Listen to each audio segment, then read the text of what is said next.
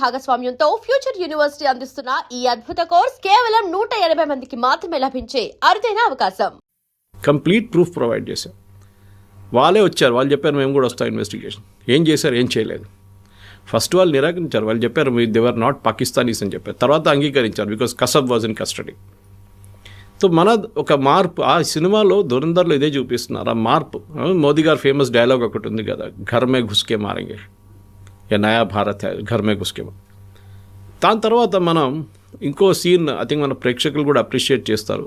Of course we should never give away the spoiler. దాంట్లో బడా సాహెబ్ అని చెప్పే ఒక రోల్ ఉంది. ఆయన పేరు మనం చెప్పకూడదు, ఎందుకంటే ఆ సస్పెన్స్గా ఉండియండి ఆ బడా సాహెబ్ ఎవరు అనేది. కానీ మోర్ ఇంపార్టెంట్ దాంట్లో మాట్లాడుతూ మనకు తెలిసిందే పార్ట్ 1లో కూడా చూపించారు వీళ్ళు ప్రింట్ చేసే కరెన్సీ నోట్స్ గురించి. పెద్ద ఒక స్టోరీ ఉంది దానికి. చిదంబరం అండ్ వాళ్ళ కొడుకు కూడా దాంట్లో ఇన్వాల్వ్ ఉన్నారని చెప్పి పార్ట్ 1లో చేశారు. తర్వాత పార్లమెంట్లో కూడా అడ్మిట్ చేశారు దట్ ఆ ప్లేట్లు ఆ ప్రింటింగ్ ప్రెస్ మొత్తం అమ్మింది పాకిస్తాన్కి వెళ్ళిపోయిన తర్వాత వాళ్ళు దాంట్లో 500 నోట్లు 1000 రూపాయల నోట్లు ప్రింట్ చేయడం మొదలుపెట్టిండు, ఫేక్ నోట్స్. అది నేపాల్ వయా ఇండియాలో ఎంటర్ అవుతుంది, ఒకటి కేరళ నుంచి కూడా ఎంటర్ అవుతుంది.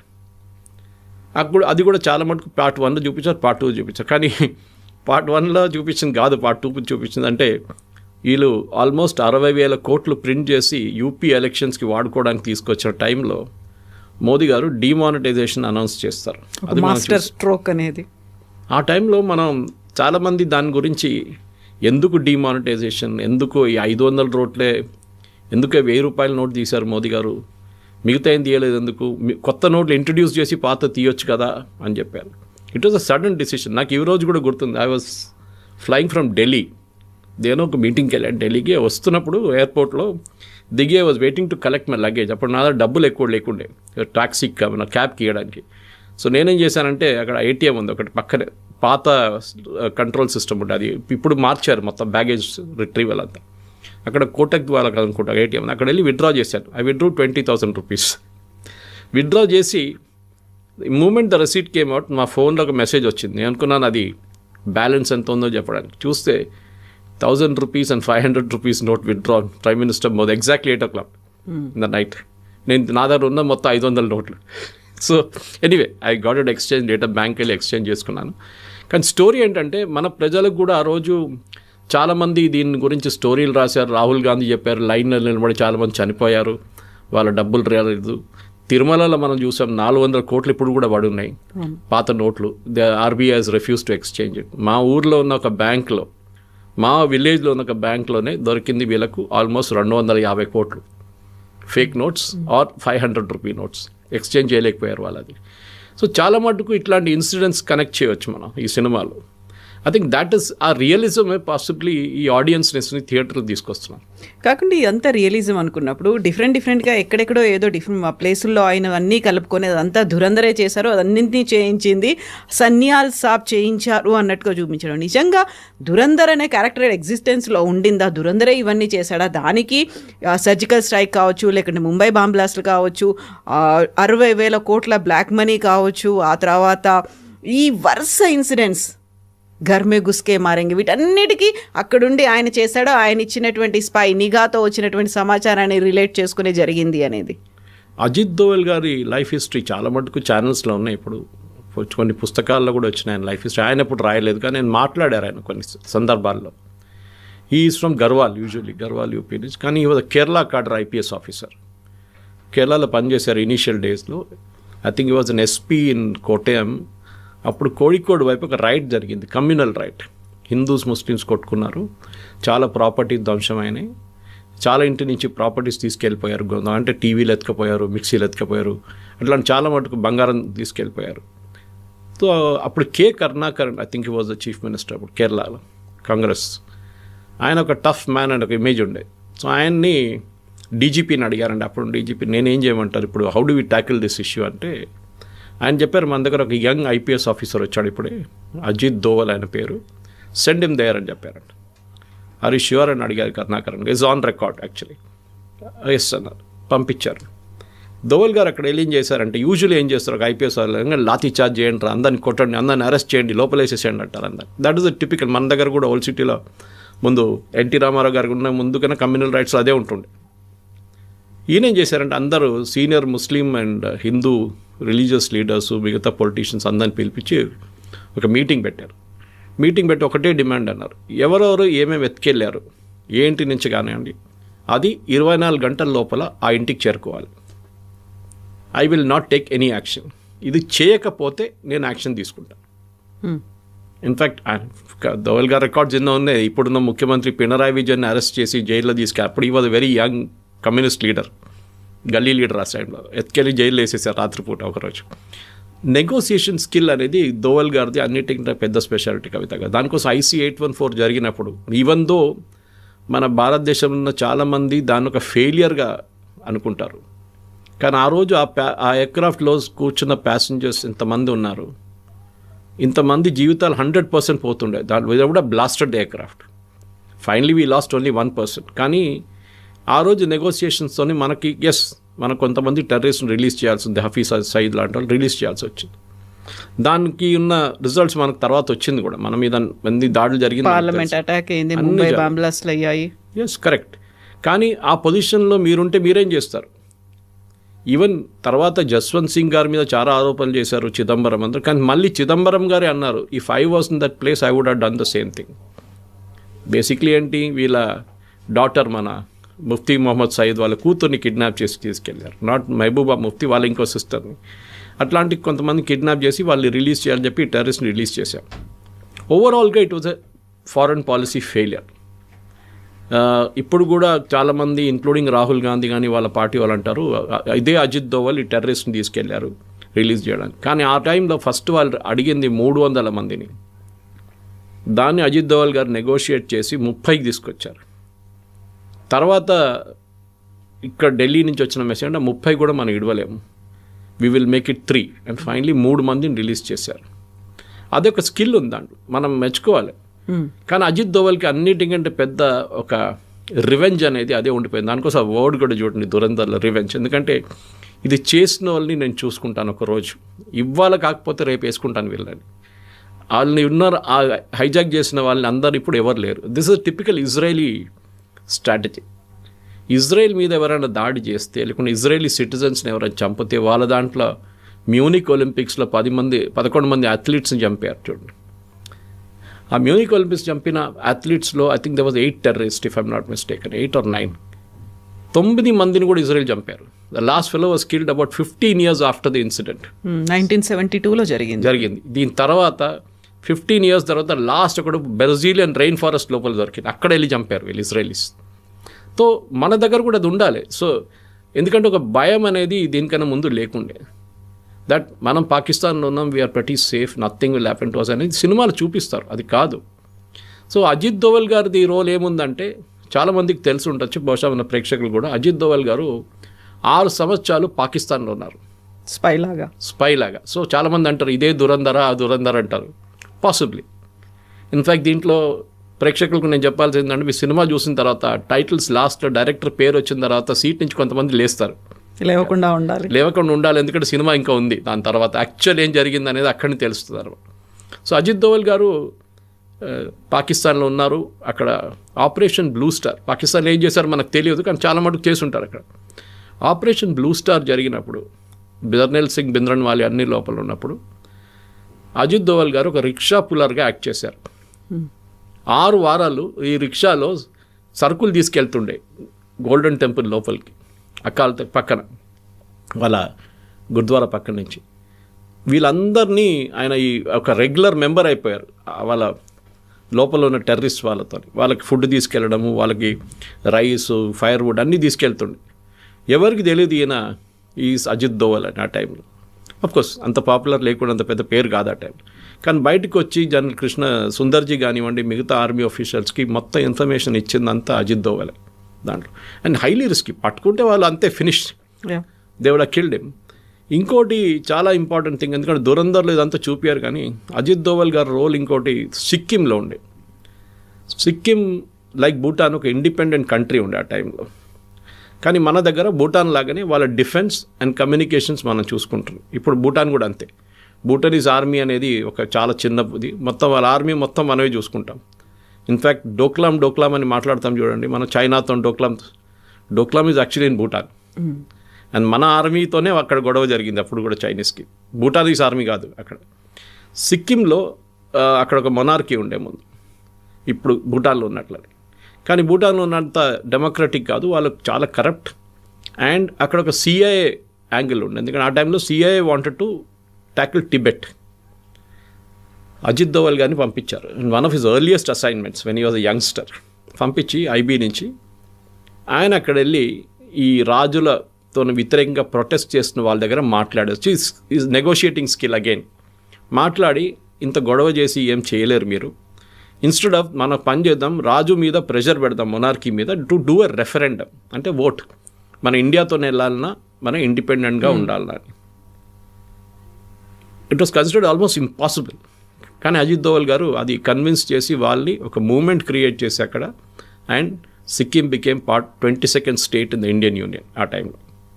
అదొక పెద్ద, ఎందుకంటే ఆ సిక్కిం అనే మన చేతి నుంచి పోయి ఉంటే ఆ రోజు మనకి భూటాన్ పక్కన సిక్కిం, ఈ రెండు మన చేతి నుంచి పోతుంది.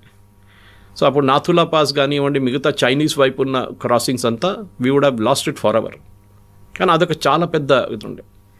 దీని తర్వాత సిక్కింలో ఉన్నప్పుడే అజిత్ దోవల్ గారు, దాని తర్వాత దానికన్నా కొన్ని రోజుల తర్వాత తెలియదు కానీ మళ్ళీ వెళ్ళి 3 సంవత్సరాలు చైనాలో ఉన్నారు. కొంతమంది 6 అంటారు, ఆయన క్లియర్గా డిఫైన్ చేయట్లేదు. లేకపోతే హీ అగ్రీడ్ ఈ వెంట్ టు చైనా. చైనాలో ఉన్నారు. చైనాలోని ఏ భాష మాట్లాడతారు మనకు తెలియదు. మ్యాండరిన్ మాట్లాడాలి కదా, he has to speak that language. Tibetan language మాట్లాడాలి లేకుంటే, because he has gone to Tibet side. కానీ ఆ రోల్ చూడండి, ఇదంతా మనం హిస్టరీ చూపించినప్పుడు చాలామంది ఆదిత్య ధర్ని తిడుతున్నారు, మీరు కావాలని చెప్పి ఒక ప్రాపగండా సినిమా తీశారు, మోదీ గారు 2 సార్లు చూపించారు టీవీలో ఇక్కడ ఇన్సిడెంట్స్ నడుస్తున్నప్పుడు. కరెక్ట్, సినిమాటిక్ లిబర్టీ అనేది అందరికీ ఉంటుంది. మనం చెప్తా fiction, yes, every movie is a fiction. ఈ దీంట్లో కూడా ఫిక్షన్ ఉంది డెఫినెట్గా. కొంతమంది అంటారు అదేనా డిమానిటైజేషన్ కాదు అంటారు. Okay, agreed with you on that point. Modi గారి గురించి పాకిస్తాన్లో కామెంట్ కొడుతున్నది, చాయ్ వాలా ప్రధానమంత్రి బన్ గయా తుమ్ క్యా కర్ రహే తే అని చెప్పి పంజాబీలో లిబరల్ గాలీస్ ఉంటుంది అక్కడ కూడా. అది ప్రతి ఇన్సిడెంట్కి ఒక కనెక్షన్ ఉంటుంది. అండ్ మనం గుర్చుకూడదు, మన దాంట్లో was it Ravindra Nayak some there is one spy who, Ravindra Kaushik, Ravindra Kaushik, ఆయన ఒక మన వైపు నుంచి నుంచి వెళ్ళిన ఒక ఏజెంట్ పాకిస్తాన్లో దూరారు చాలా సంవత్సరాల ముందు. I think was in 70s or 60s or 70s. ఆయన పాకిస్తాన్లో వెళ్ళి అక్కడ కరాచీలో చదువుకొని యూనివర్సిటీలో డిగ్రీ తీసుకొని, of course had a Muslim name, married a girl from there. తర్వాత పాకిస్తాన్ ఆర్మీలో జాయిన్ అయ్యి he went up to the rank of major. కానీ భారతదేశానికి మన రాకి కంటిన్యూస్ ఇన్ఫర్మేషన్ వస్తుండే అక్కడి నుంచి. సో ఇట్లాంటి స్టోరీస్ చాలా ఉన్నాయి. మనం ఇట్ ఈస్ నాట్ ఫిక్షన్ కవిత గారు. కానీ దీంట్లో ప్రాబ్లం ఏంటంటే, ఒక ఆర్మీలో మీరు రెగ్యులర్ బ్యాటిల్ చేస్తే మీకేమైనా అయితే మీకు మెడల్ ఇస్తారు, ఇక్కడ అన్నోన్గా వెళ్ళిపోతారు, మీకు పెన్షన్ ఇస్తారు, మీకు గ్యాస్ ఏజెన్సీ ఇస్తారు. But if you are caught as a spy, మిమ్మల్ని ఎవ్వరు అంగీకరించారు, ఇంక్లూడింగ్ ఎవరైతే అక్కడ డిప్లాయ్ చేశారో డినై చేస్తారు, మాకు తెలియదు అంటారు. నేను మొన్న మన మణిపూర్ వైపు నుంచి ఒక యుఎస్ నేషనల్ని మళ్ళీ ఇంకా 6 పట్టుకున్నారు. మణిపూర్, మిజోరాం ఆ సైడ్ నుంచి, మిజోరాం సైడ్ నుంచి యాక్చువల్లీ 6 యుక్రెయినియన్స్ పట్టుకున్నారు. ఆ రోజు నేను ఒక ట్వీట్ చేశాను. నేను కూడా ఫస్ట్ అనుకున్నాను ఏంటి ఇది ఒక యుఎస్ సిటిజన్, అది కూడా ఈజ్ కన్సిడర్డ్ సిఐఏ ఏజెంట్, వాడేంటి లిబియాలో వెళ్ళి గదాఫీతోని అక్కడ కూడా పోరాటం చేశాడు, వాన్ ఎందుకు వేసుకున్నారు యుఎస్ ఇండియన్ గవర్నమెంట్ అనుకున్నాను. కల్కట్టా ఎయిర్పోర్ట్లో పట్టుకుని 3 రోజుల తర్వాత అరెస్ట్ అయిందని అప్పుడు డిస్క్లోజ్ చేశారు. అంటే 3 రోజులు కస్టడీలో ఉన్నాడు. తర్వాత సర్జియో గోర్ యుఎస్ అంబాసిడర్ ఒక ట్వీట్ చేశారు, just 24 hours after this fellow was arrested, saying, I met Ajit Doval and a very good productive meeting with him, National Security Advisor of India. నాకు it didn't connect the dots. Suddenly నాకు connect అయింది. మన దగ్గర ఒక spy అని చెప్పలేము, ఎక్స్-రా agent యుఎస్లో అరెస్ట్లో ఉన్నారు. ఇప్పుడు పన్నూర్ని చంపడానికి ట్రై చేశారని చెప్పి కెనడా నుంచి ఉన్న, కానీ యుఎస్లో జరిగింది అటెంప్ట్ అని చెప్పి, forgot his name, he was arrested in Europe. ఇప్పుడు కస్టడీలో ఉన్న, అక్కడ ట్రయల్ నడుస్తుంది.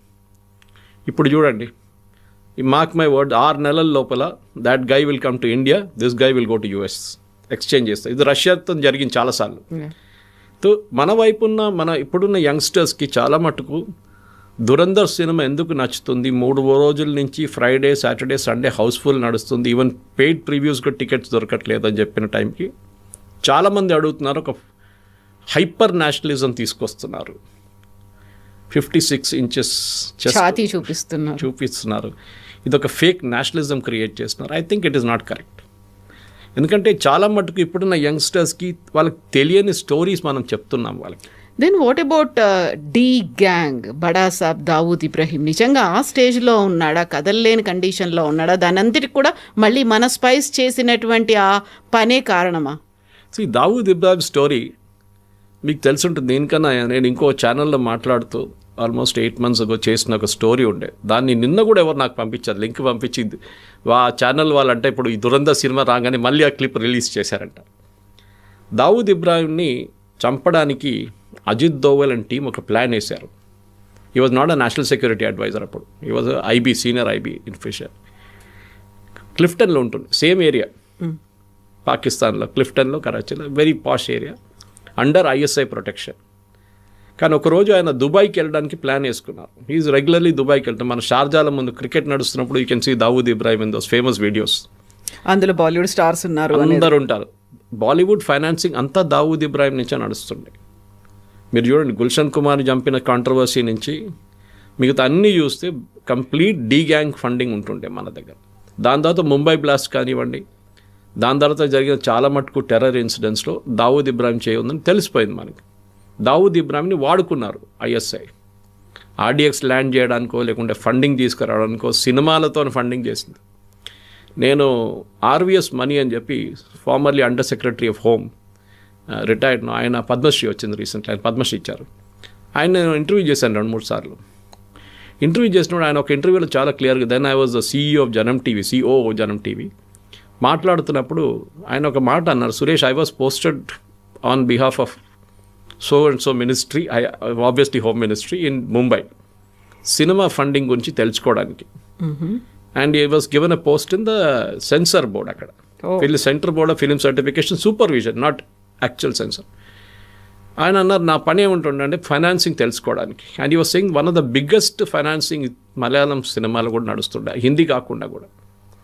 50 కోట్లు ఒక సినిమా అనౌన్స్ చేస్తుంది. ఆ టైంలో 50 కోట్లు అంటే పెద్ద అమౌంట్. అనౌన్స్ చేసి హీరోకి 5 కోట్లు లేకుంటే 3 కోట్లు, హీరోయిన్కి 1 కోటి, మిగతా అందరికీ డబ్బులు పంచిపెట్టేస్తారు. ఆ సినిమా ఎప్పుడు రిలీజ్ కాదు. దాని తర్వాత వచ్చిన మనిషి కనిపించడు, ప్రొడ్యూసర్ లేడు, డైరెక్టర్ లేరు, ఎవరు లేరు.